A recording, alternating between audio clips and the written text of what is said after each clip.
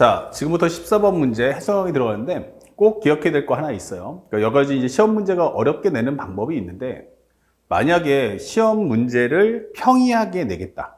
평이하게 내는데 변별력을 과시하겠다. 라는 방법 중에 하나가 뭘까라고 얘기한다면 아마도 이 얘기를 해줄 수 있을 것 같아요. 바로 조건문을 감추는 거야.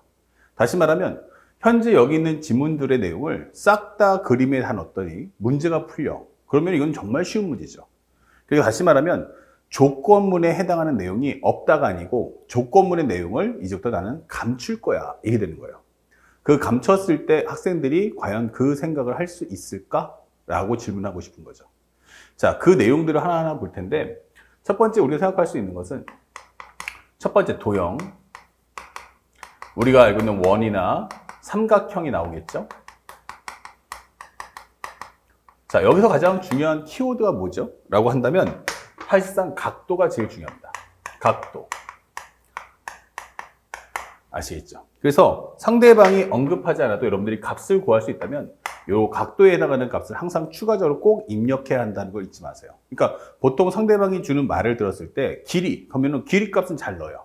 근데 길이 값을 잘 넣는 데 비해서 각도의 표현이 너무나도 부족하게 입력하는 경우가 많다. 그래서 만약에 내가 공통이요, 그 선택 과목이 확통이라 할지라도, 아니면 선택 영역이 미적분인 사람들은 더 많이 쓰겠죠. 그래서 가장 도형 문제에서 가장 중요한 키워드는 각도다라는 말을 절대로 잊지 말고, 혹시라도 상대방이 각도를 주면 그 각도 값을 확장해서 내가 표현할 수 있는 모든 각도를 다 설명해 주세요. 그 다음에 또 두 번째 알 수 있어야 될 게 바로 뭐냐면 원주각 성질이에요. 원주각. 그러니까 다시 말하면 뭐냐, 이렇게 원이 있는데 원의 중심이 있어. 그럼 여기가 뭐야? 그러면 세타죠. 그러면 이렇게 연결하게 되면 당연히 뭐가 돼? 2분의 세타가 될 거야. 어디 긋든 2분의 세타가 될 거야. 이 얘기는 다 알죠. 그러면 이걸 확장해서 내가 만약에 지름의 양끝점을 잡을 거야. 그러면 지름의 양끝점을 잡았다 라고 하면 뭐가 생기죠? 그럼 바로 직각 삼각형이 생긴다. 이게 되는 거야. 아, 그렇죠. 여기 180도니까 여기 뭐 나온다? 90도. 이게 되는 거야. 그러면 90도가 나왔어? 라고 하면, 아, 직각삼각형. 근데 여기가 중심이잖아? 이렇게. 예. 그러면 이게 뭐가 생겨? 아, 이게 반지름이겠구나. 생각할 수 있죠. 그러면 여기도 뭐가 된다? 바로 반지름이 될 수밖에 없겠구나. 라고 설명을 할 수 있어야 한다는 얘기예요. 그러면 만약에 원을 주고 거기다 지름이 양끝점 잡아서 이렇게 만들어주면 누구나 다 풀 수 있어요. 그러면 이제 출제자가 가장 노리는 게 뭐냐면 이 원을 빼버리자 이게 되는 거야. 그 원을 빼버리면 어떤 도형이 만들어질까? 바로 이렇게 직각삼각형을 만들어주는 거야. 직각삼각형을 만들어주고 그 다음에 요 대변, 이 빗변이라고 하죠. 빗변에 해당하는 중점을 잡아줄 거야. 이렇게 언급한단 말이에요. 자, 직각삼각형이고 여기에 중점이 있어 라고 했을 때 과연 학생들은 어떻게 표현할까? 예, 맞습니다. 여기서 여러분들이 스스로가 아, 이거는 원을 만들 수 있겠구나. 그리고 여기가 바로 원의 중심이구나 해서 이 값을 내가 입력할 수 있는 실력을 갖춰야 되는 거야. 상대방이 만약에 뭐라면 중점을 언급한다면 그러면 이것은 바로 원의 중심이다라는 것을 절대로 잊지 마셔야 돼요. 그래서 만약 상대방이 이런 식으로 원을 그려주고 삼각형을 그렸다면 이거 틀린 사람 아무도 없어요. 근데 이것을 원을 뺀 상태에서 직각삼각형만 언급한다면 예, 그럼 100% 뭐한다? 학생들은 이 부분을 놓칠 거다. 이게 되는 거예요. 그 다음에 또 하나, 여기도 위에 있는 내용 확장하는데 여기서 이제 또 하나가 심화가 나올 거야. 그러면 심화가 뭘까? 현재 내가 이렇게 기하학을 내는데 도형 문제야. 각도 제일 중요하다 했죠. 이건 기본 옵션인 거야. 그리고 여기서 하나 더 확장하는 게 뭐냐면 만약 내분점이나 아니면 내분점 혹은 중점을 준다면 이 언급이 나온다면 지금처럼 중점 이렇게 뜨잖아? 그러면 이것은 무조건 나한테 닮은 비를 활용하겠구나 라는 것을 자기가 알고 있어야 돼요. 학생들 여러분들이 딱 기억하고 있어야 돼요. 그래서 아, 이것 뜨면 나 닮은 비 써야지 이런 생각을 항상 가진 채로 문제를 봐야 한다는 얘기야. 그럼 상대방은 여러분들한테 닮은 비라는 언급을 하지 않을 거야. 알죠? 대신에 닮은 비가 나오려면 가장 중요한 게 뭐냐? 만약에 여기를 잡아서 현재 여기가 1대1이야 라고 하잖아요. 그럼 여기만 갖고는 안 돼요. 그러면 반대쪽에도 반드시 1대1이다 라는 언급이 뜰 거예요. 그래서 여기도 1대1, 여기도 1대1. 그러면 이게 뭐가 돼? 평행 이동이 되면서 현재 이것이 닮은 비가 될 거야. 그래서 닮은 비, 내분점이 나온다면 반드시 이쪽에 내분점을 공개했어. 그러면 반대쪽에도 반드시 내분점이 똑같은 비율로 이루어지도록 상대방을 설정을 했는데 그걸 여러분들이 찾아낼 수 있어야 됩니다. 지금 보고 있는 이 14번 문제가 바로 그러한 것의 내용을 내포하는 문제다라고 생각하시고 이 부분의 내용을 꼭 잘 기억했다가 삼각함수, 우리가 알고 있는 수학원에 있는 삼각함수 도형 파트에다가 꼭 추가적으로 적어주시기 바라고 이과 학생들은 수학원에다가도 적어야겠지만 선택 미적분학 중에서 수열의 극한이나 아니면 삼각함수 극한에서도 이 내분점 중점이 뜨면 반드시 닮은 비를 쓸 거다. 그럼 닮은 비 쓰면 뭐가 돼? 등비급수에 해당하는 내용 문제로 바뀔 거다. 그러면 공비를 구할 때 바로 이런 성질을 출제할 수 있다는 거 꼭 알아두셔야 됩니다. 아시겠죠? 그래서 이 내용들을 반영해서 지금부터 설명해 주니까 이 부분 다시 한번 돌려서 여러분들 캡처해서 꼭 매핑이나 아니면 자기의 서머리 노트에다가 꼭 기록을 남겨주시기 바랍니다. 자, 그러면 이 내용을 바탕으로 한번 보겠는데 AB의 길이가 2고 AC의 길이가 6이야. 그리고 B의 각도가 90도인 직각삼각형이 있어요. AC의 중점, 밑줄 짝, 중점. 요거 벌써 나왔죠? 중점 떴다는 건 뭐야? 닮은 비를 쓸 거야 라고 설명해 주는 거고요. 자, 세 점 ABC를 지나는 원, 밑줄 짝 끄세요. 그러면 원이 있는데 원의 내부에 세 점이 존재해. 그게 바로 ABC야 라는 뜻이야. MBC. 그때 OAM의 각도를 세타라고 할 때 사인 제곱 세타가 무엇입니까? 라고 묻고 있네요. 자, 그러면 내용 자체는 아직은 많지 않아 보이는데 한번 살펴보니까 상대방의 질문을 따라가 봅시다. 그러면 일단 OAM은 OAM, 그쵸? 여기가 바로 세타야 라고 설명해 주는 거야. OAM은 세타야. 자, 그러면 현재 문제에서 주는 걸 보니까 맨 처음에 순서대로 따라가 보면 여기가 바로 얼마야? 2야. 여기가 얼마야? 6이야. 이렇게 써준 거예요. 근데 이거 직각삼각형이잖아. 그럼 언급하지 않아도 여러분들이 이 길이를 구할 수 있어야 돼요. 6, 6에 36, 2는 4. 빼버리면 32. 그러면 이것은 4루트 2가 나오겠구나. 이렇게 설명할 수 있죠. 됐습니까? 자, 그 다음에 이것까지는 알겠어요. 그 다음에 이 내용이 끝난단 말이야. 근데 갑자기 사인 세타를 구해라? 그럼 이 삼각형 원밖에 있는데 이렇게 되는 거죠. 자, 여기서부터 나오는 주제가 바로 뭐다? 조건문을 감추겠다가 되는 거야.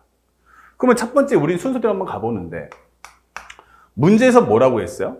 현재 이것은 1대1이다 설명되어 있죠. 그러면 나는 여기다가 간단하게 3일 거야 라고 설명할 수 있고요. 여기는 3일 거야 라고 설명할 수 있어. 근데 방금 전에 했듯이 이게 무슨 삼각형? 직각삼각형. 이거 직각삼각형. 그러면 여기가 바로 원의 중심이 되겠지. 그러면 자연스럽게 여기를 연결해서 요 길이도 얼마다? 3이구나 라는 걸 알 수가 있는 거예요. 아시겠죠? 그래서 요게 바로 원의 중심이 되니까 요 세 점을 지나는 원을 만들 수 있고 그 중에서 요 길이가 3이구나. 요 숨겨진 이 조건문들 찾아내는 겁니다. 그 다음에 두 번째는 뭐냐? 선생님, 원이잖아요. 예. 원에서 중요한 건 뭐야? 바로 중심과 반지름이죠. 선생님이 이 모의사 해설 강의 할 때마다 계속 강조해 주는데 원에서 가장 중요한 건 중심과 반지름이에요. 그러면 중심을 만약에 좌표 평면을 준다면 그러면 좌표가 표현할 수 있으니까 이때는 원의 중심의 좌표를 구하는 게 무엇보다 중요합니다. 하지만 현재 여기서는 좌표 평면이 없잖아요. 그러니까 좌표 평면이 없다는 건 원의 중심을 구할 수 없다는 얘기야. 그럼 요건 빼. 하지만 반지름은 구해와야 되지 않겠어? 이렇게 되는 거죠. 맞아요. 반지름. 자, 그런데 우리 생각해보자. 이게 공통 영역이야. 그러면 수원하고 수투의 내용이지. 그러면 수원, 수투 내용 중에서 원이 나오는 파트가 뭐지? 그럼 생각해보면 수투는 전부 함수니까 배제. 수학 원이네. 그러면 수원에서는 지수로 함수, 삼각함수, 그리고 마지막에 뭐지? 바로 수열이야. 근데 일반항이나 수열의 등차 등비 성질이 안 나오지? 그러면 수열 아니야. 지수로 함수 표현 없지? 그럼 지수로도 아니야. 그럼 이건 뭐야? 철저하게 삼각함수 내용이야. 그럼 삼각함수 내용의 가장 핵심이 뭐지? 라고 하면 그 중에 도형이야. 그러면 이거 사인 법칙 아니면 코사인 법칙이란 얘기야. 그러면 우리가 교과과정 배운 것 중에서 사인 법칙, 결국 원 나오는 건 사인 법칙밖에 없구나. 아, 그럼 이것 통해서 반지름을 구해야겠네 라고 설명해 주는 거야. 선생님, 근데 사인 법칙을 하려면 원 안에 삼각형이 있어야, 원 안에 삼각형이 있어야 A, B, C를 잡아주면 이렇게 해서 A, 여기는 R 값 되니까 이 과정을 통해서 sin A분의 A는 2R이다 쓸 수 있는 거 아닙니까? 라고 한단 말이야. 맞아. 그러면 여기서 여러분들이 뭐 해야 돼? 아니 근데 이 문제에서 이거는 원 밖의 삼각형이잖아요 라고 하는 거야. 정답.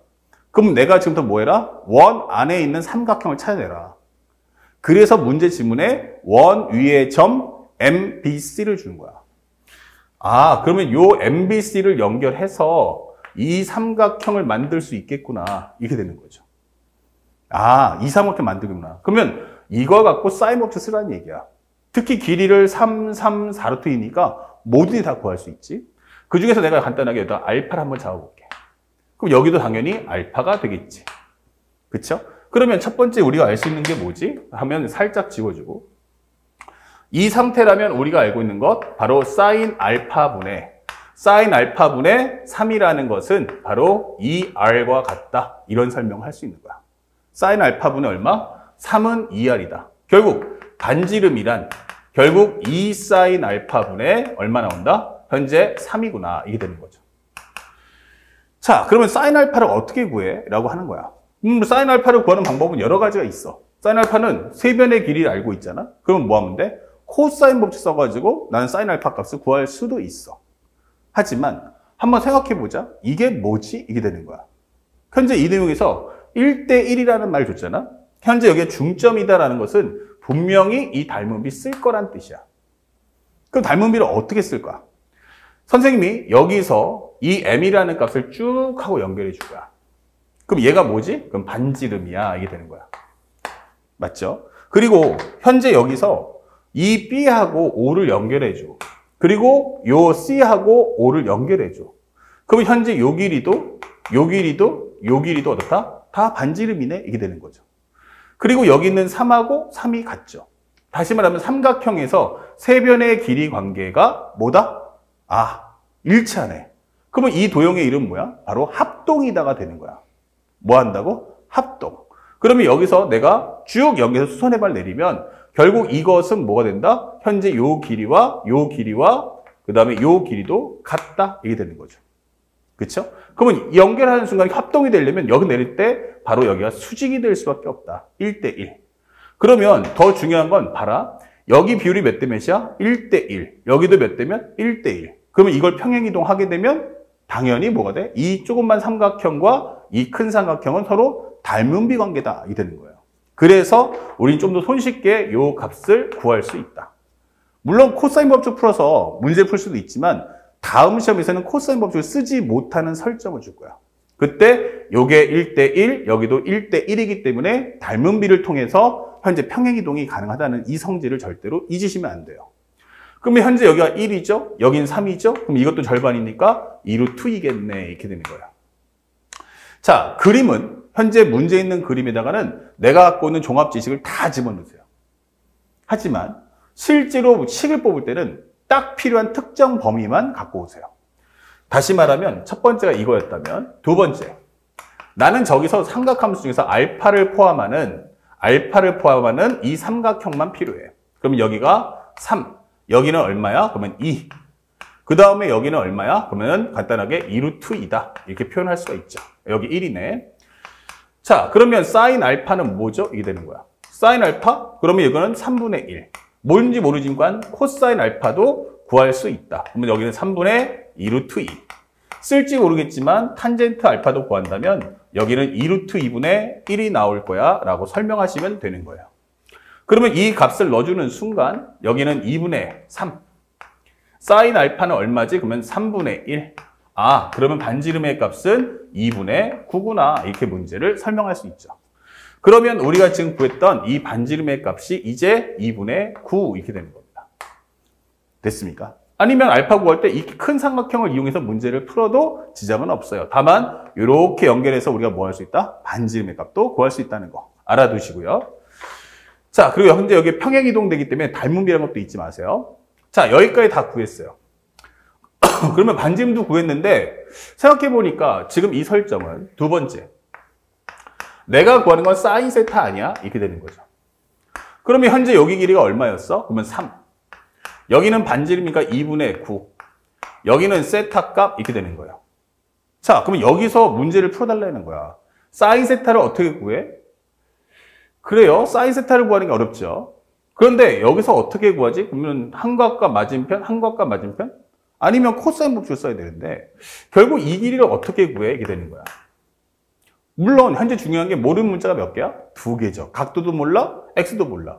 그러니까 내가 코사인 법칙을 쓴다고 해도 4분의 81은 현재 여기 4분의 81 맞죠? 4분의 81은 제곱하면은 x제곱 더하기 9 마이너스 2 곱하기 3 곱하기 x 코사인 세타 이렇게 될 거란 얘기야. 그렇지만 x값도 몰라, 코사인도 몰라 하니까 이걸 쓸 수가 없는 거예요. 자, 선생님 오늘 주제가 뭐라고 했죠? 바로 조건문을 감춘다고 했어요. 자, 다시 한번 저 그림을 한번 잘 보면 현재 지금 보고 있는 도형은 세타를 포함하는 삼각형은 이렇게 보이죠. 그런데 여기가 알파면 여기가 뭐라고 했어요? 2분의 파이 마이너스 알파. 오늘 주제 각도를 입력하라. 그러면 여기가 2분의 파이 마이너스 알파면 여기가 뭐죠? 하면 여기가 바로 2분의 파이 플러스 알파가 된다. 이게 되는 거죠. 다시 말하면 다시 와서 여기서 보여주는 여기가 바로 2분의 파이 플러스 알파잖아. 이렇게 되는 거죠.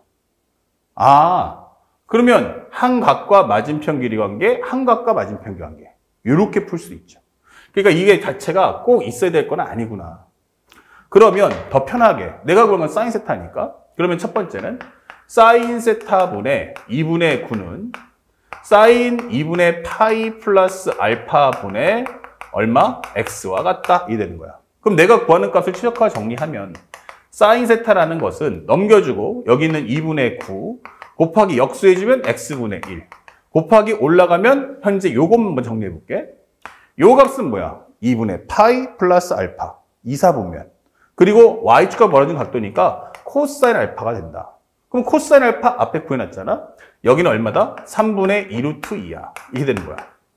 그러면 이 분모 전체가 올라가니까 여기는 3분의 2 루트 2다. 이렇게 적어줄 수 있는 거죠. 아, 그러면 이거 정리해보면 여기가 3이 되면서 결국 이것은 x분의 3 루트 2구나. 이게 되는 거죠. 그러면 내가 구하고자 하는 게 사인 제곱 세타니까 요것은 x제곱분의 얼마 나온다? 9, 2, 18 이런 값이 딱 떨어지는 거예요. 이제 x값 가져와. 이 되는 거죠. 자, 그럼 x값 어떻게 구하지? 했는데 아까 전에 있죠. 이거 변의 길이 3개다. 근데 각도값 모른다 했죠. 그치? 얘는 여기를 쏘는 코사인 법칙은 안 돼요. 하지만 2분의 파이 플러스 알파의 특수각은 알고 있죠. 그러니까 요것에 관련된 뭐 한다? 코사인 법칙은 쓸 수 있다. 그래서 두 번째는 요것에 대한 코사인 법칙. 그러면 x제곱이란 3, 3은 9, 그 다음에 여기는 4분의 81 마이너스 2 곱하기 3 곱하기 2분의 9 곱하기 그 다음에 코사인 2분의 파이 플러스 알파로 문제를 풀겠다. 이 되는 거예요. 그러면 현재 여기는 4분의 4, 9, 36 거기다가 81 더하시면 7, 117 나올 거야. 그 다음에 요거 지워지고요. 그 다음에 마이너스 27 곱하기 이게 되는 거야. 그 다음에 마지막 정리. 여기 코사인 2분의 파이 플러스 알파는 2사분면이기 때문에 부호는 마이너스 그리고 모양은 사인 알파. 사인 알파가 3분의 1이기 때문에 이건 마이너스 3분의 1이다 라고 설명을 해줄 수가 있다. 이렇게 되는 거죠. 그러면 여기는 4분의 117. 그다음에 약분하시면 플러스 9. 그러면 4분의 36. 117에다가 36을 더해준다면 3값. 하나 올라가니까 여기는 5값, 1값. 그럼 153 이게 되는 거죠. 아, 그러면 현재 이 값을 쏙 하고 넣어주니까 결국 이 값은 18 곱하기 x제곱분의 1. 그러면 x제곱의 역수니까 153분의 4가 되겠구나 라고 풀 수 있는 거예요. 그러면 9, 2, 18. 9, 1은 9, 9, 7에 63. 즉, 이 정답은 17분의 8. 이렇게 정답을 찾아주시면 되는 겁니다. 자, 선생님이 일부러 14번 문제를 최대한 자세하게 하면서 이번 모의고사의 주제를 설명해 드렸습니다. 가장 중요한 건 명심하세요. 이 문제의 가장 핵심은 뭐다? 조건문을 뭐한다? 감춘다. 그러니까 학생들이 교과 과정들, 수학 1, 수 2 선택 영역에 공식만 갖고 푸는 게 아니고 그거의 배경적 지식을 충분히 공부해서 그 내용을 바탕으로 내가 숨겨놓은 조건문을 학생들이 찾을 수 있겠는가. 이게 가장 보편화된 쉽게 나오는 문제인데 난이도 조절을 하는 방법이 될 거라는 걸 꼭 기억하면서 올해 수능 준비할 때 이 점을 꼭 염두하면서 공부하시기 바랍니다. 다시 말하면 단순하게 공식만 외우고 문제 풀지 마시고 교과 과정의 개념들을 꼭 읽으시면서 현재 거기서 만들어진 공식이나 성질이 나오게 되는 그 배경적인 내용을 꼭 알아둘 필요가 있음을 잊지 마십시오. 아시겠죠? 자, 바로 연결해서 다음 문제도 설명해 드리겠습니다.